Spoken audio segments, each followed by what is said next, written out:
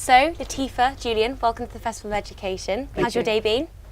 Awesome. Brilliant. Yeah, we've had a really good first session, so really glad to be here. And is it your first time here? No, so I spoke last year in the student zone to a class of, I think, 50 kids on the topic of entrepreneurship. Yeah. So you guys are working with Ultra Education, that's your company. Yeah. And you work teaching entrepreneurship to young people, and I'm guessing also teaching teachers how to teach entrepreneurship. Why do you think it's important that people are educated in entrepreneurship in schools? So we were at a conference a few days ago at University of Buckingham, and Lord Young talked about the paper that he published a few years ago, which was called Enterprise for All. And in it, he said that one of the reasons why students become disengaged with education is because they can't see the relevance. So he came up with this idea of the 4th R, which is relevance, and using enterprise and entrepreneurship as a vehicle to make education relevant, and so therefore more engaging. So children and students understand why they're learning what they're learning. And entrepreneurship is a great way to bring learning to life and to, make it really interesting for children and students. Out of interest, I mean, I think entrepreneurship is generally considered something which perhaps is more male students are interested in, and female students are less engaged with that. How has your experience been with that, and how do you engage female students with entrepreneurship? It's been absolutely no issue at all. Oh, really? No, yeah. That's fascinating. So we've done sessions and we've taught various programs in girls' schools, and they are full of ideas, passion, enthusiasm. So I think that's a bit of a myth. Really? Yeah. Wow. Yeah, and actually, because we are engaging them with the thing that they love and the thing that they're passionate about, I mean, we have a greater lean actually towards, we have more girls that, within our kind of student population than boys actually. Okay. And because we teach them at a younger age, and girls mature faster than boys, it just doesn't seem to be a problem that we have. So we're quite fortunate in that regard. Yeah. So you're talking about how you've got a big age range that you teach in terms of students.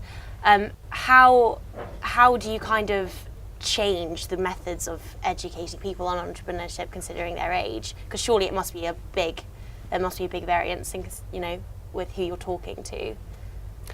Kids of any age get it. Yeah. Actually, the younger they are, the more they get it. Yeah. And the older they get, the harder it is, because they've then been conformed into a structure and a system, and it's harder to actually break away from that. So our experience has been the younger the kids, the more free and the more open they are to entrepreneurship. And for us, entrepreneurship is a practical sport, so it's not like business studies where it's really theoretical or academic. For us, entrepreneurship is about actually getting stuck in. If you've got an idea to do something, that you very quickly try and come up with the first version of your product or service and go out there and sell it. And I think really the main difference if we're doing this with an 8-year-old or an 18-year-old is that the 8-year-old will need some help from their parents, the 18-year-old probably less so. Yeah. Yeah.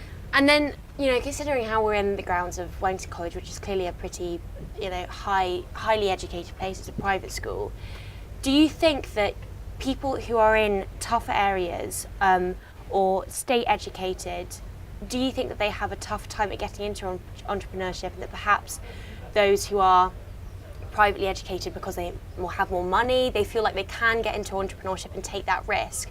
What has been your experience of that? So most of the schools that we work across the board with both private and public schools, but a large portion of the kids we work with are from less privileged backgrounds, and they're just as enthused, and maybe even more so, because it's an opportunity for a lot of kids that they hadn't anticipated or thought about. So the idea of actually being an entrepreneur and being able to create and innovate and have their own businesses is very, very exciting for them.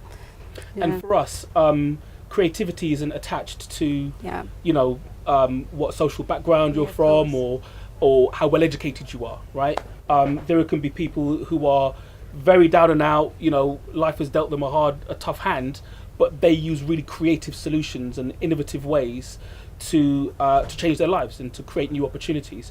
And for us, that's entrepreneurial. And I think the old paradigm of business and entrepreneurship was that you needed a lot of money to get going, right? Well, actually, if now, because so much money has been lost in startup companies over the last kind of 15 years, the idea is now, can you sell a concept before you've created it? Yeah. Right? Because now you've de-risked it completely. But if your concept is good enough, people should buy into it. That's the theory. And what we're trying to do is to try and minimize the time it takes to set up a business and the amount of money it takes to invest in it, because then you're minimizing your losses. And again, as Latipha mentioned, a lot of the children that we work with and young people are from less advantaged backgrounds, but it's just about coming up with the first version of your thing. It doesn't have to be perfect, but if it's the first version and it has some real use, or it's got some real value, then somebody will buy that from you, and then you can start generating some income and you can kind of build it up slowly. Great. Well, Julian and Latipha, thank you so much for speaking to us. Hope you enjoy the day. Thank you for very having much. us. Thank you.